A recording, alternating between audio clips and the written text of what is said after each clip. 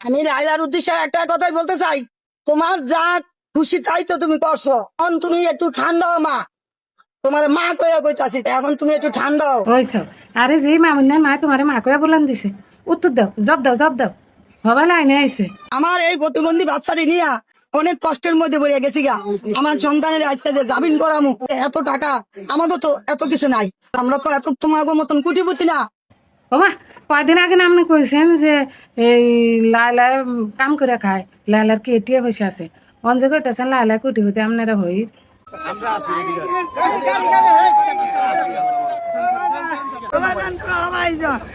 আমার ভিতরে আরে ভূতে লাগে কেমনে কান্তাছে গো, এই মায়া লাগে। এই আমার মনটা একটু এরকমই বুঝছেন, মানুষের কষ্ট দেখলে আমার একবারে ভিতরে হাঁটতে ছিঁড়ে যায়, মায়া লাগতেছে। যে এ মামুন্যার মারে দেখে আমার মায়া লাগতেছে, তোমার কি মায়া লাগে না? তুমি এইবার মামুন্যার মাফ করে দাও, চাই মাফ করে দাও। তোমার আমি কইলাম না যে তুমি মনে করবা যে তোমার যত টিয়া পয়সা মামুন্যারে খাওয়াইছো, এটি তুমি কুত্তারে খাওয়াইছো, এটা মনে করে এরা মাফ করে দাও। কেমনে কান্তাছে দেখছো?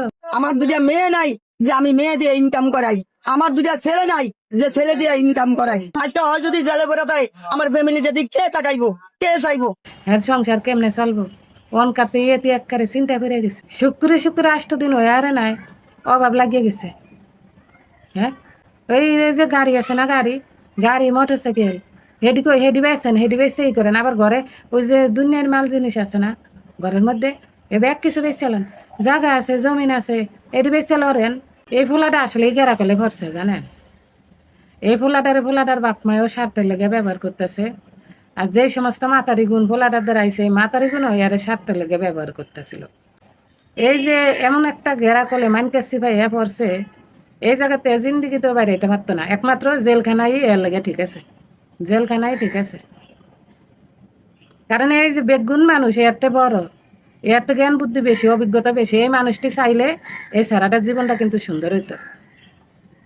ওই এনেই ফেরা থাক, এর যে কোনোদিন যাবেন না দেয়।